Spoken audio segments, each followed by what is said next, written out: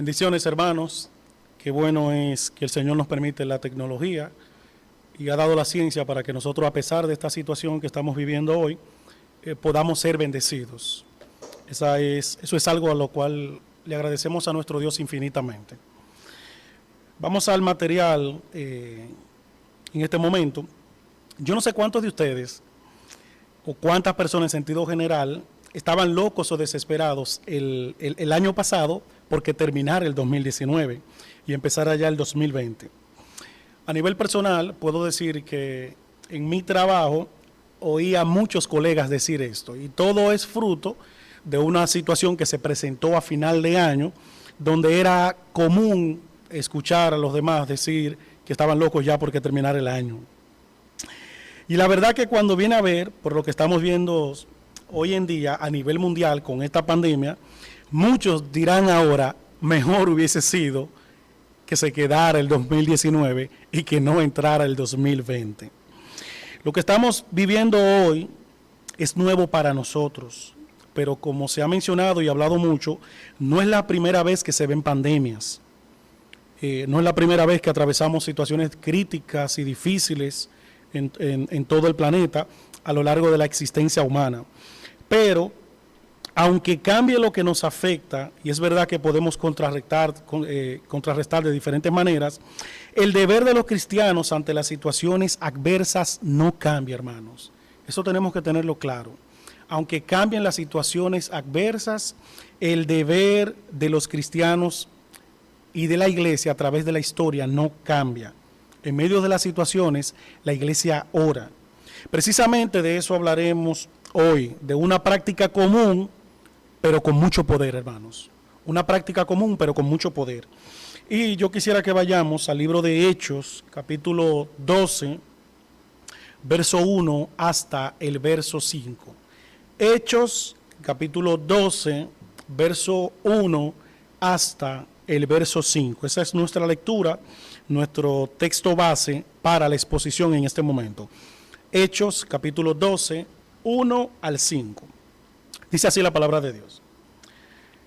En aquel mismo tiempo, el rey Herodes echó mano a algunos de la iglesia para maltratarles, y mató a espada a Jacobo, hermano de Juan.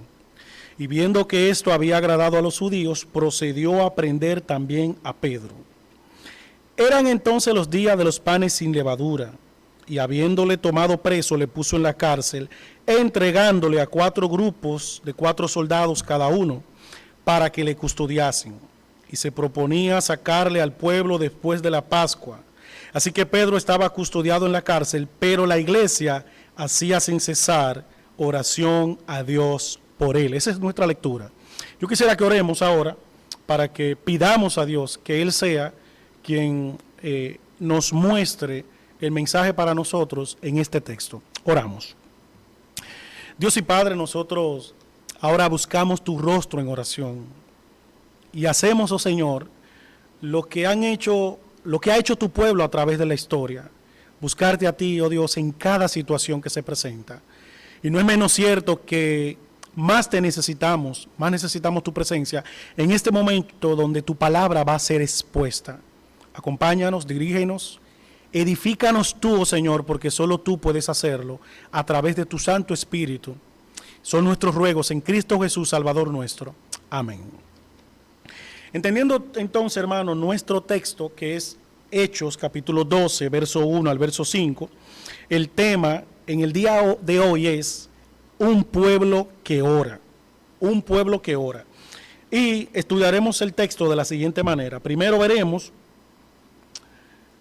una situación presentada desde el verso 1 hasta el verso 4 de Hechos, capítulo 12.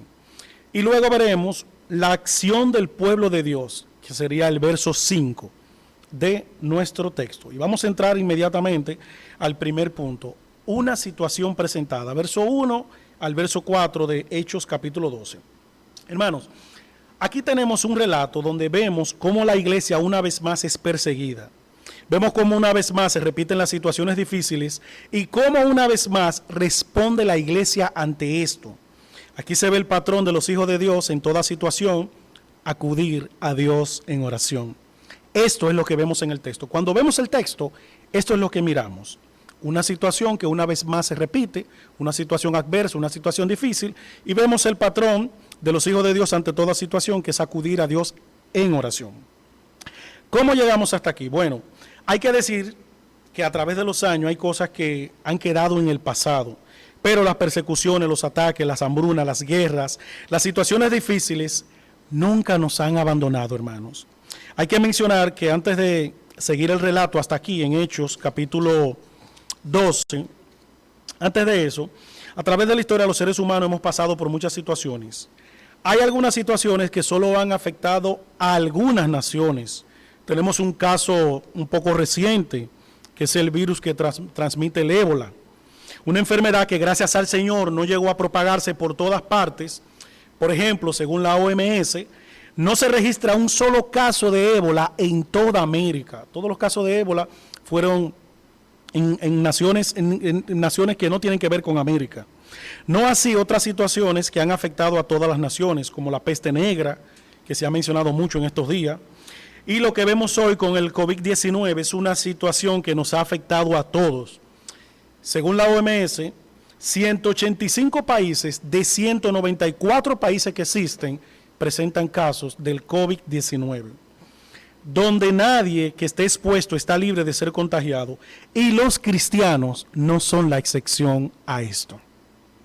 Ahora bien, hay algunas situaciones que han afectado solo a los cristianos, como las persecuciones a la iglesia primitiva por la fe, que todavía al día de hoy, aunque parezca una sociedad con más equidad y más libertad, muchos son perseguidos por su fe. Y lo que se menciona aquí en nuestro texto, en Hechos capítulo 12, era una situación que afectaba a los hijos de Dios, a los que seguían la fe cristiana. Era solamente a ellos a quienes le afectaba. Y el libro de Hechos, al relatar la vida de los primeros cristianos después de la ascensión de Cristo, no nos relata que las situaciones fueron diferentes.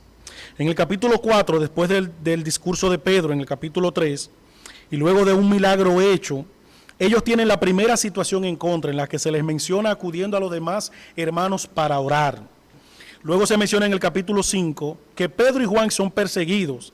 Y más adelante en el capítulo 7 está la situación que le vino a Esteban, donde lo llevan a muerte, que de eso incluso estuvimos predicando unos domingos atrás. Y eso que le pasó a Esteban es lo que nos lleva al inicio del capítulo 8, que dice el verso 1 del capítulo 8, verso 1 del capítulo 8, en su parte B, dice allí: en aquel día hubo una gran persecución contra la iglesia que estaba en Jerusalén, y todos fueron esparcidos por las tierras de Judea y de Samaria, salvo los apóstoles. Salvo excepciones, en el capítulo 9, donde quieren matar a Pablo, desde el capítulo 8 hasta el capítulo 11, el escritor del libro de Hechos no menciona acontecimientos relacionados con las persecuciones, salvo excepciones, como mencioné ahora, del capítulo 9, donde quieren matar al apóstol Pablo. Y el mismo libro de Hechos, en el capítulo 11, nos habla de una situación que les vino no a un grupo, sino que les vino a todos, donde un profeta llamado Agabo les enseñó que vendría una gran hambre en toda la tierra. Y pasando por todo esto, hermano, es de esta manera que llegamos a nuestro capítulo 12, verso 1 al verso 5, donde tenemos nuestro texto. Y el verso 1 al verso 2, quisiera leerlo con todos ustedes. Hechos capítulo 12, verso 1 y verso 2, quisiera leerlo con todos. En aquel mismo tiempo, el rey Herodes echó mano a algunos de la iglesia para maltratarles y mató a espada a Jacobo, hermano de Juan. ¿Saben qué, hermano? Las situaciones difíciles no siempre han sido en contra de todos. Cuando se menciona el hambre que vino a la tierra en el capítulo 11, es a toda la tierra habitada, dice así mismo textualmente el capítulo 11, en el final del capítulo. Aquí no, aquí se menciona un mal afectando a un grupo, a la iglesia. ¿Y de qué manera, hermanos? Llegando hasta el punto de matar a algunos. Aquí tenemos el primer mártir entre los apóstoles, Jacobo, el primer mártir entre los apóstoles. Y el que se menciona aquí haciendo esto, quien manda ejecutar esto es Herodes Agripa, que es el nieto de Herodes el Grande, el que gobernó en los días de nacimiento de Jesús, y eso lo podemos ver en Mateo capítulo 2. Y es increíble, hermanos, que muchas figuras de la sociedad y figuras políticas están dispuestas a irse en contra de la Biblia, en contra de los principios bíblicos, en contra de los cristianos, por conseguir el favor de algunos grupos o de algunas naciones o instituciones para que le apoyen económicamente. Ojo con esto, hermanos, que vienen elecciones por ahí. Ojo con esto. Hay políticos que abiertamente están en contra de la Biblia, que a veces no es para apoyar una ideología u otra, como se ve aquí con Herodes, sino para estar congraciados y tener el favor de algunos. Ellos, hermanos, no deben tener nuestro voto. Ellos no deben tener nuestro voto. Y eso es lo que vemos en Herodes. Él no quería darle su posición a una ideología o a otra. Él solamente quería congraciarse. Si continuamos con nuestro texto, vamos a leer ahora desde el verso 3 hasta el verso 4. Leemos, hermano, verso 3, verso 4 de Hechos capítulo 12. Y viendo que esto había agradado a los judíos, como mencionamos ahora, que Herodes quería ser agradado, procedió a prender también a Pedro. Eran entonces los días de los panes sin levadura. Y habiéndole tomado preso, le puso en la cárcel, entregándole a 4 grupos de 4 soldados cada uno, para que le custodiasen, y se proponía sacarle al pueblo después de la Pascua. Es casi seguro, hermanos, que la intención de Herodes para Pedro era la misma que le habían aplicado a Jacobo. Tal vez esperando Herodes un momento más oportuno, más propicio o más idóneo para poder hacerlo. La cuestión es que la iglesia estaba atravesando una situación difícil porque estaba siendo perseguida, querían maltratarlos y no era juegos, porque ya habían matado a uno de los apóstoles, que era Jacobo, y otro apóstol y líder de la iglesia está bajo custodia para hacerle lo mismo, con alta seguridad, que es el apóstol Pedro. Eso es lo que nos presenta el texto. Y el verso 5 inicia resumiendo lo que pasaba por esta situación.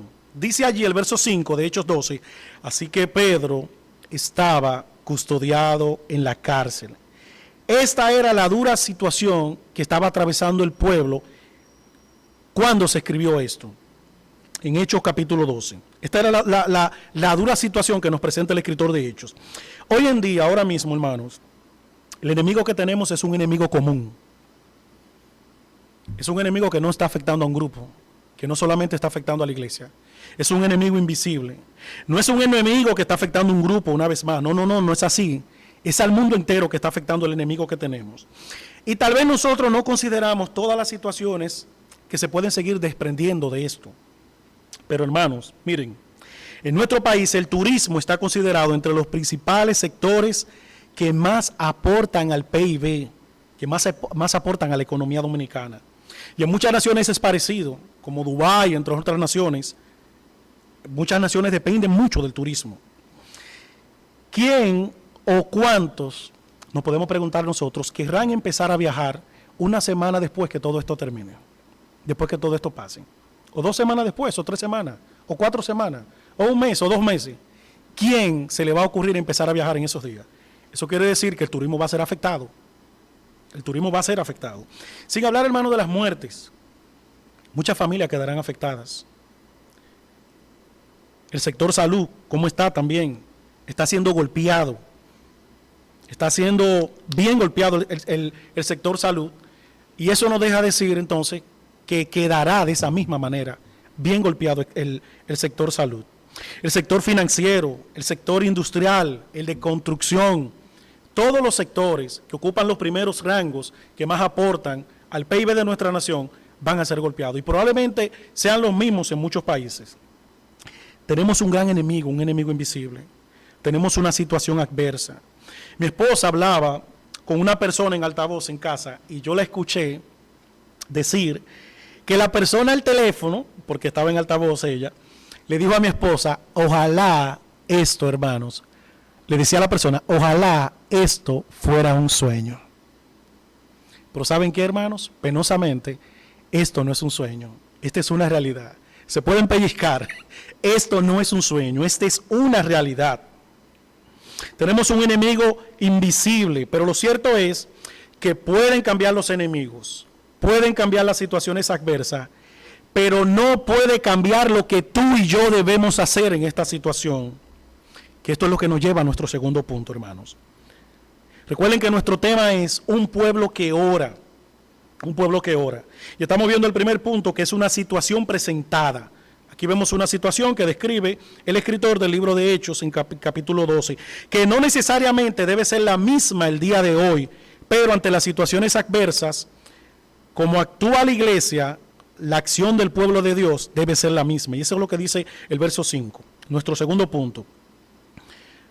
La acción del pueblo de Dios. ¿Qué debemos hacer nosotros? El verso 5 nos resalta el accionar de la iglesia. Leemos el verso 5 del capítulo 2 y lo vamos a leer ahora completo.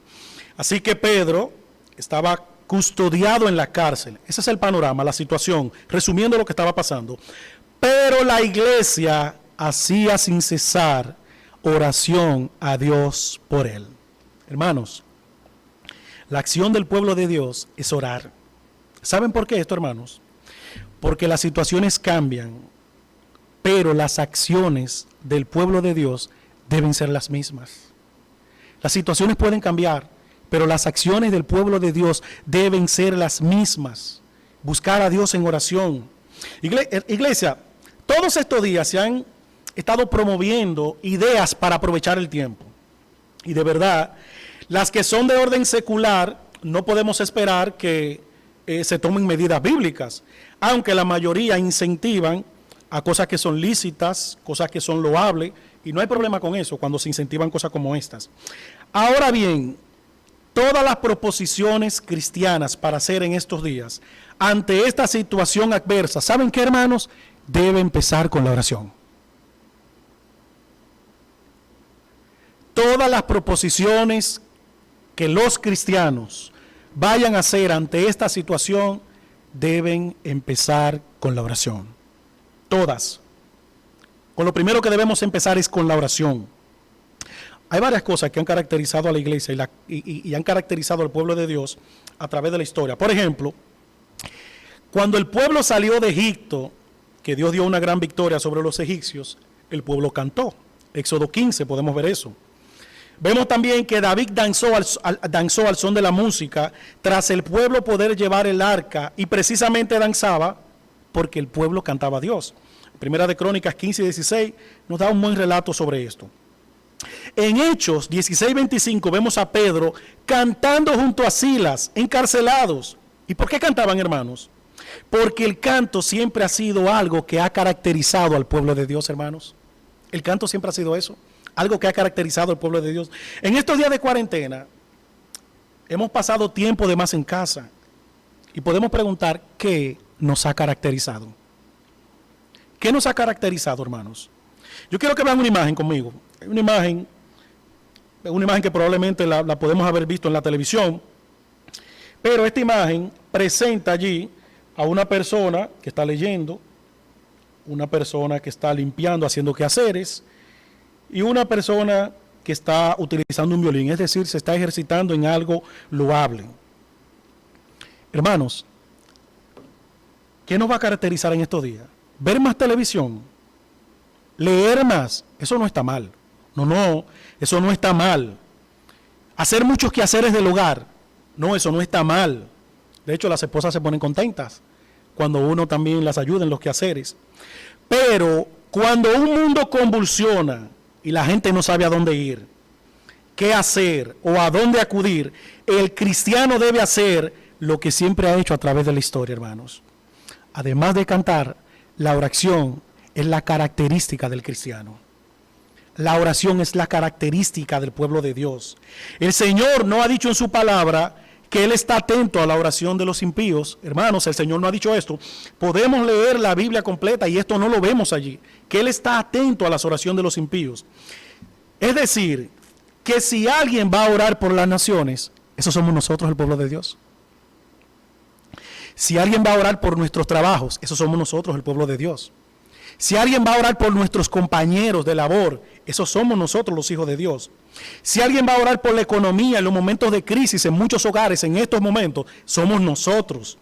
Si alguien va a orar por nuestros familiares, por nuestros vecinos, por nuestro país, República Dominicana, por Puerto Rico, por Haití, esos somos nosotros, tú y yo, que tenemos que hacerlo. Si alguien va a orar por nuestros ancianos, por los que tienen salud crítica de la iglesia, esos somos nosotros. Que mi casa, nuestras casas, no sean casas que estén de más en nuestro residencial, hermanos. Que nuestras casas sean casas de oración, hermanos. Que nuestras casas sean casas de oración. Lo primero que dice el texto que ellos hicieron fue hacer sin cesar oraciones a Dios por Pedro. Literalmente eso es lo que está allí. Eso no es interpretación. Eso es lo que está escrito ahí. Es seguro, hermano, que si estos hermanos, esta iglesia que estaba orando, se le hubiese acercado al apóstol Pedro y le hubiese dicho: Pedro, ¿qué tú quieres que nosotros hagamos? Ya que vemos que a Jacobo le pasó esto y que a ti te está pasando esto y que no sabes lo que te puede pasar y que la iglesia es maltratada y perseguida. Pedro, ¿qué hacemos? Lo más probable, seguro, hermanos, que Pedro le hubiese dicho: pónganse a orar. Eso es lo más probable. ¿Saben por qué, hermano? Porque para estos hombres de Dios la oración era lo primero. El apóstol Pablo ruega varias veces que no dejen de orar por él en varias cartas. Y esto habla del lugar de la oración en el creyente, hermanos. Hermano, y si la situación se pone más difícil, si todo se pone más difícil, no dejemos de orar, oremos más. Si las situaciones se ponen más difíciles, no dejemos de orar, oremos más. Y aquí podemos hacer una cuestionante, hermanos. ¿Por qué orar? ¿Por qué orar? El hecho de que la oración forme parte y esté asociada, relacionada a la vida cristiana a través de la historia, habla de que más que ser una obligación, la oración, hermanos, es una necesidad. Es una necesidad. Y nosotros no sabemos que tantas cosas están en riesgo ahora, de verdad, hermano, no lo sabemos. Porque solo yo veo hasta donde mis ojos me permiten ver. Y de hecho, pocas veces nosotros evaluamos las cosas en las dimensiones justas. ¿Cómo así? Dame un ejemplo de eso. Bueno, los analistas y expertos en economía y en desastres, ante estas situaciones, cuando se le pregunta qué está pasando, ¿sabe qué ellos dicen, hermano? ¿O qué ellos dan? Ellos solo dan estimaciones. Solo dan estimaciones. ¿Saben por qué, hermanos? Porque nadie puede saber cuantificar ni cualificar esta gran situación adversa, todo lo que nos va a traer. Por ejemplo, ¿qué tantas vidas están en riesgo el día de hoy? Eso es difícil saberlo. ¿Qué tantos hogares están en riesgo por falta de alimento, de salud? Eso es difícil saberlo. Hay hogares incluso que son inaccesibles, que poca gente lo visita. ¿Qué tantos trabajos están en riesgo? Eso es incalculable ahora mismo. Dan estimaciones los analistas, estimaciones. ¿Qué impacto real tendrá todo lo que estamos pasando? ¿Qué cosas se pueden desencadenar con todo esto? No hay un balance real que diga eso. No hay un balance real que diga eso. Solo se dan estimaciones. ¿Y qué hago entonces? Vamos a la Biblia, Daniel capítulo 9, vamos allí, para ver qué tenemos que hacer nosotros ante una situación así. Daniel capítulo 9. Vamos a leer desde el verso 1 hasta el verso 4. Y voy a leer en la Nueva Traducción Viviente, no en la Biblia que estoy utilizando, que es la Reina Valera 1960, sino que vamos a leer en la Nueva Traducción Viviente. Daniel capítulo 9, verso 1 hasta el verso 4. Dice así, Daniel 9, 1 al 4. Era el primer año del reinado de Darío el Medo, hijo de Asuero, quien llegó a ser rey de los babilonios. Ok, ahí se da el detalle de qué estaba sucediendo y en qué situación se encontraban. Ahora, ¿qué estaba pasando durante ese tiempo? Durante el primer año de su reinado, yo, Daniel, hablando él, al estudiar la palabra del Señor, según fue revelada al profeta Jeremías, aprendí que Jerusalén debía quedar en desolación durante 70 años. ¿Y qué tú hiciste, Daniel? ¿Qué tú hiciste? ¿Te obligaron a hacer algo? ¿Qué tú hiciste? Sigue diciendo la palabra. Así que dirigí mis ruegos al Señor Dios en oración y ayuno. También me puse ropa de tela áspera y arrojé ceniza sobre mi cabeza. ¡Wow! ¿Qué más hiciste? ¿Pero qué fue? Detállame. Sigue diciendo. Oré al Señor mi Dios y le confesé. Oh Señor, tú eres un Dios grande y temible. Siempre cumples tu pacto y tus promesas de amor inagotable con los que te aman y obedecen tus mandatos. Hermanos, el profeta Daniel, ante esta situación que él vio, a él no lo obligaron a hacer algo. Él, por necesidad, fue a Dios en oración. Tú y yo, hermanos, necesitamos orar más ante esta situación. Necesitamos orar más. La iglesia hacía sin cesar oraciones a Dios, dice nuestro texto, verso 5.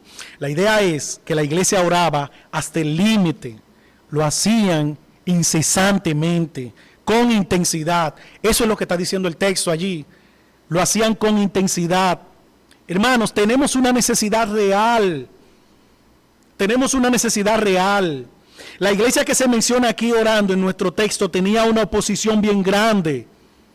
Tenía al rey de la nación en contra, a Herodes, a los principales y a mucho pueblo en sentido general. ¿Y a dónde podía acudir la iglesia? Fueron en oración al que está por encima de todo rey, hermanos. ¡Wow! Al que está por encima de toda nación y de todos los líderes. Al igual que nosotros estamos enfrentando un enemigo difícil, invisible. De hecho, no hay vacuna ni siquiera para eso. De modo que nuestro enemigo es grande, pero nuestro Dios es más grande, hermanos. Pero nuestro Dios es más grande. A ese Dios oró Daniel. A ese Dios oraba la iglesia. A ese Dios debemos orar nosotros, hermanos. A ese Dios debemos orar nosotros. Cuando oramos, ¿qué hacemos? ¿Qué hacemos cuando oramos? Bueno, lo que hacemos es ir al lugar donde han ido y van los hijos de Dios. Cuando oramos, obedecemos la voluntad del Señor para cuando tenemos situaciones adversas. Santiago 5:14 nos dice allí el escritor, ¿hay algún enfermo entre nosotros? Que se hagan oraciones. Cuando oramos, decimos que nuestra confianza está en Dios y eso es lo que estamos haciendo. Eso es lo que debemos hacer. Entonces, si orar es lo que siempre ha hecho la iglesia, si debe ser una necesidad, como estamos viendo, podemos preguntarnos, ¿estoy haciendo yo lo que hacía la iglesia cuando atravesaban situaciones difíciles? Pregúntate eso, hermano. ¿Estoy llorando de esa misma manera? Decíamos ahorita que las situaciones adversas nosotros no sabemos evaluarlas en la magnitud correcta. Los analistas dan estimaciones, no dan situación real. Nosotros no sabemos todo lo que se va a desencadenar de todo esto. ¿Estoy yo haciendo lo que hacía la iglesia cuando atravesaban situaciones difíciles? ¿Estoy yo orando tanto como debería? Debo preguntarme eso. ¿Estoy yo orando tanto como debería? Si no es así, hermanos, qué bueno es que Dios nos habla por su palabra. Qué bueno es eso. Y que tenemos modelos aquí de cómo la iglesia actuó para que también nosotros actuemos así, de esa misma manera. ¿Por qué? Porque al final de todo, cuando todo esto pase, hermanos, seguro habrán cuentos exagerados. Sí. Diciendo, wow, yo tengo un vecino en mi residencial que no encontraba sitio en esos días, que no hallaba qué hacer, que no encontraba qué limpiar, que no encontraba qué hacer en estos días. ¿Qué comentario dirán de ti los vecinos cuando termine todo esto?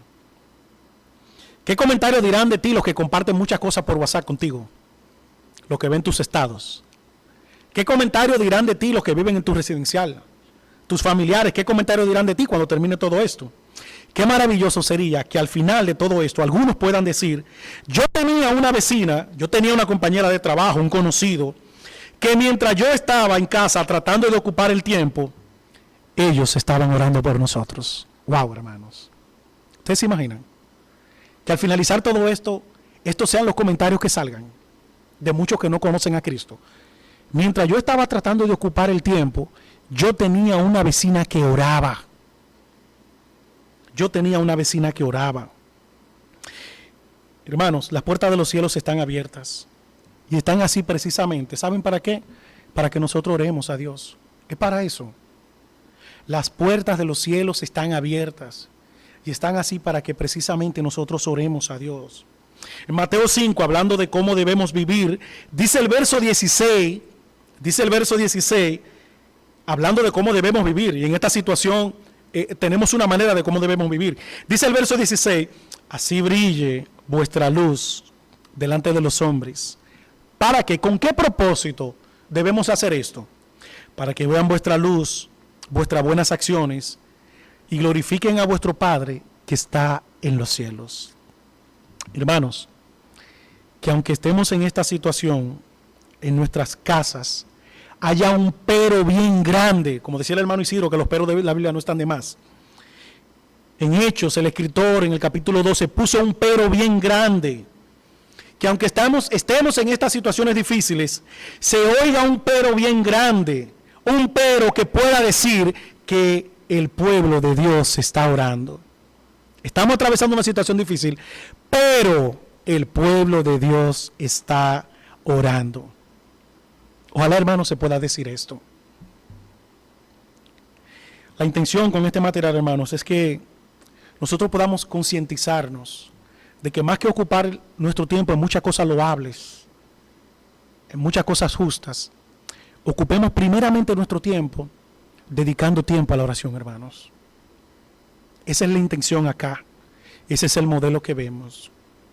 Ojalá, hermanos, que se pueda decir de nosotros, pero el pueblo de Dios oraba, así como se decía aquí en Hechos capítulo 12, verso 5. A todo aquel que nos está viendo, que no es cristiano, ¿qué decirle? Mira, el pueblo de Dios tiene que orar, y eso es lo que debemos hacer. Y decíamos anteriormente que no encontramos un texto en la Biblia que dice que Dios esté atento a la oración de los impíos. No encontramos un texto que avale eso o sustente eso. Pero ¿sabes qué? La primera oración que tú debes hacer si no tienes a Cristo en tu corazón es la oración de arrepentimiento y fe. Pidiéndole a Él que more en tu corazón, pidiéndole a Él arrepentimiento para que Él pueda ser tu Salvador. Esa es la primera oración que puedes hacer. Sí, hermano, pero eso contradice todo lo que tú estás diciendo. No lo contradice. En Daniel, capítulo 3, vemos allí como Daniel fue, después del Señor, una vez más enviarlo a predicar a Nínive sobre el juicio que le iba a venir. Y el pueblo de Nínive, siendo un pueblo pagano, ¿sabe qué? En Daniel capítulo 3, buscó a Dios en oración. Y miren lo que dice en el capítulo 3, verso 8. Verso 8, dice allí lo que los líderes de la nación, el rey le dijo que hicieran. Si no, cúbranse de cilicio hombres y animales y clamen a Dios fuertemente y conviértanse cada uno de su mal camino, de la rapiña que hay en sus manos. Wow, hermanos, wow. Todo aquel que está oyendo, esta es la primera oración que debe hacer.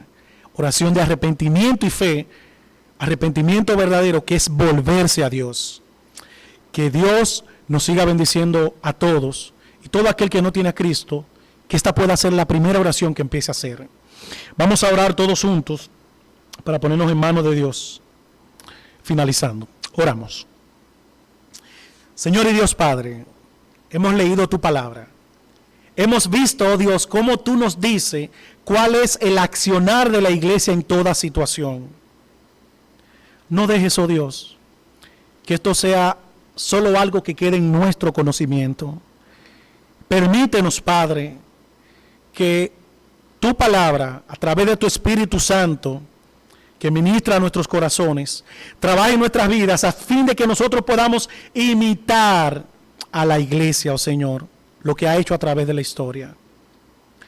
Que se pueda decir de nosotros que tu pueblo ora. Que eso se pueda decir también de nosotros. Danos más amor por la oración. Danos más amor por interceder por los demás, por los otros, oh Señor. Una vez más te rogamos que tú pongas pasión en nosotros, amor, y que lo veamos, oh Señor, como una gran necesidad, orarte a ti. Señor, ayúdanos, te lo rogamos en Cristo. Amén.